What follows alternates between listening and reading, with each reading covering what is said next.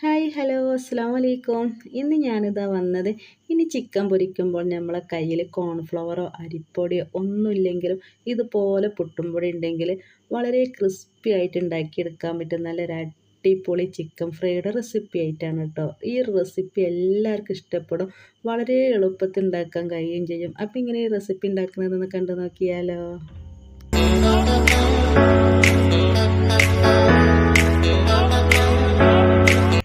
അപ്പോൾ അതാ ഈ ഒരു ചിക്കൻ റെസിപ്പി ഉണ്ടാക്കിയെടുക്കാൻ വേണ്ടിയിട്ട് ഞാൻ ആദ്യം തന്നെ 1 കിലോ ചിക്കന് കഴുകിയൊക്കെ വൃത്തിയാക്കിയതിന് ശേഷം ഇതുപോലെ പാത്രത്തിൽ ഇട്ട് കൊടുത്തേണ്. ഇതിലേക്ക് ഞാൻ 1 സ്പൂണ് കാശ്മീർ മുളക് പൊടിയാണ് ഇട്ട് കൊടുത്തത്. ഒരു കളറിനും വേണ്ടിയിട്ടാണ് ഞാൻ കാശ്മീർ മുളക് പൊടി ഇട്ട് കൊടുക്കണേ.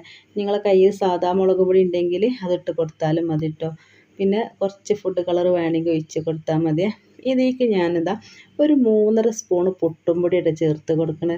കോൺഫ്ലവറോ അരിപ്പൊടിയോ ഒന്നും നമുക്ക് ആവശ്യമില്ല കേട്ടോ. ഇതുപോലെ ഒന്ന് ചെയ്ത് നോക്കണ്ട്. ചില കൂട്ടുകാർക്കൊക്കെ അറിയാൻ മതിയാവേ. അപ്പോൾ അറിയാത്ത കൂട്ടുകാരുണ്ടെങ്കിൽ ഒന്ന് ഇതുപോലെ ചെയ്ത് നോക്കണ്ട കേട്ടോ. പിന്നെ ഞാനിതാ ഇതിലേക്ക് ഒരു 1/4 ടീസ്പൂണ് ചിക്കൻ മസാല, പിന്നെ 1/4 ടീസ്പൂണ് ഗരം മസാല, ഒരു 1/2 സ്പൂണ് മല്ലിപ്പൊടി ഇട്ട് കൊടുക്കുന്നുണ്ട്. പിന്നെ ഒരു കുറച്ച് ഒന്നെങ്കിൽ നാരങ്ങ നീരോ അല്ലെങ്കിൽ വിനാഗിരി ഒഴിച്ച് കൊടുക്കണേ.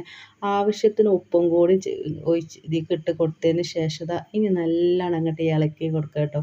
ഇതിലേക്ക് ഞാൻ 1/2 സ്പൂണും കൂടി പിന്നെ കാശ്മീർ മുളക് പൊടി ചേർത്ത് കൊടുക്കുന്നുണ്ടെങ്കിൽ നല്ലൊരു കളറ് കിട്ടാൻ വേണ്ടിയിട്ടാണ്. വേറെ ഫുഡ് കളറൊന്നും ഞാൻ ഒഴിച്ച് കൊടുക്കണില്ലേ. ഇനി നല്ലോണം അങ്ങോട്ട് കൈ വെച്ചിട്ട് നമ്മൾ നല്ലങ്ങോട്ട് കുഴച്ചെടുക്കുകയാണ് ചെയ്യുന്നത് ഇതുപോലെ. ഇനി സമയം ഉണ്ടെങ്കിൽ നിങ്ങൾ ഒരു അരമണിക്കൂർ ഈ ഒരു പിന്നെ ഒന്നങ്ങോട്ട് മൂടി വെക്കണം കേട്ടോ. സമയം ഇല്ലെങ്കിൽ നമുക്ക് 5 മിനിറ്റോ 1/4 മണിക്കൂറോ മതിയേ.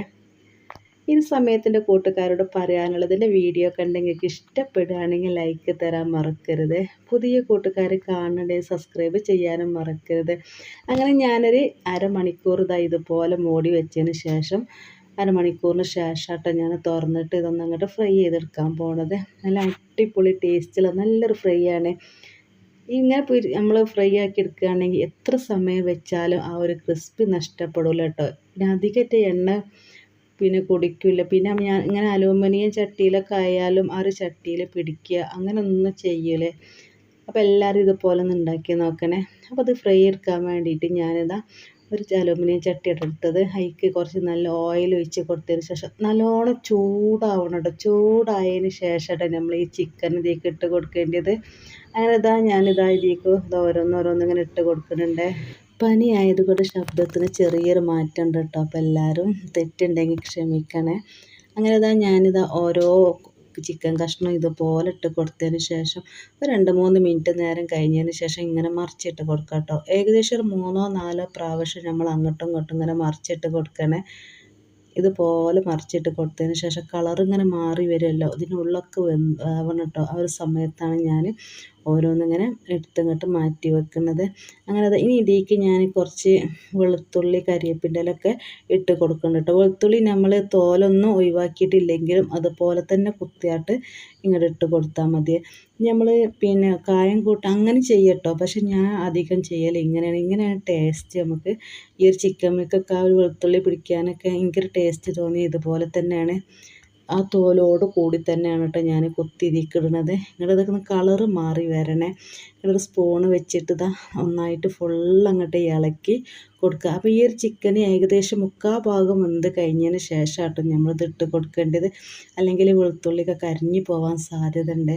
അപ്പോൾ നമ്മൾ വിചാരിച്ച ഒരു ടേസ്റ്റ് കിട്ടില്ല കേട്ടോ. ഇതുപോലെ തന്നെയാണ് അങ്ങോട്ട് ഇളക്കി കൊടുത്തതിന് ശേഷം ഇനി കോരിയിട്ട് ഒന്നങ്ങോട്ട് മാറ്റുകയാണ്.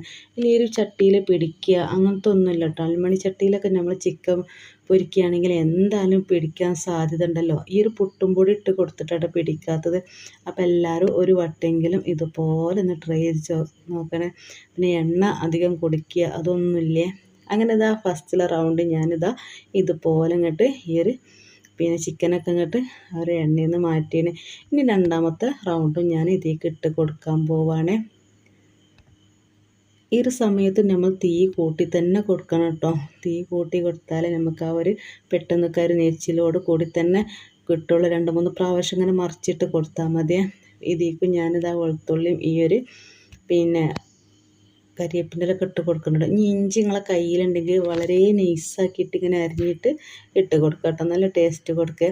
അപ്പോൾ അതാ നമ്മളെ ചിക്കൻ റെസിപ്പി അടിപൊളിയായിട്ട് കിട്ടിയത്. എങ്ങനെയുണ്ട് കൂട്ടുകാരെ, നിങ്ങൾക്ക് ഇഷ്ടപ്പെട്ടോ? ഇഷ്ടപ്പെടുകയാണെങ്കിൽ എല്ലാവരും വീഡിയോക്ക് ലൈക്ക് ചെയ്യുക. പുതിയ കൂട്ടുകാർ കാണേണ്ടത് സബ്സ്ക്രൈബ് ചെയ്യാനും മറക്കരുത്. ഇങ്ങനെയൊക്കെ ഉണ്ടാക്കി നോക്കിയിട്ട് അഭിപ്രായങ്ങളൊക്കെ നമ്മളെ കമൻറ്റ് ബോക്സിൽ അറിയിക്കുക കേട്ടോ. ഇതുപോലത്തെ ഒരുപാട് റെസിപ്പികളൊക്കെ ഞാൻ എൻ്റെ ചാനലിലിട്ടാണ്. അധികം സമയം പിടിക്കാത്തതും ചിലവ് കുറഞ്ഞതുമായ ഒരുപാട് റെസിപ്പികളൊക്കെ ഇട്ടാണ്. എല്ലാവരും ഒന്ന് കണ്ടു നോക്കുക. അപ്പോൾ ഇന്നത്തെ വീഡിയോ അത്ര തന്നെ ഉള്ളേ. അപ്പോൾ ഇൻഷാ അല്ലാഹ് ഇതുപോലത്തെ നല്ല നല്ല റെസിപ്പികളൊക്കെ ആയിട്ട് ഇനിയും വരാം. അതുവരെ എൻ്റെ എല്ലാ കൂട്ടുകാരോടും അസ്സലാമു അലൈക്കും.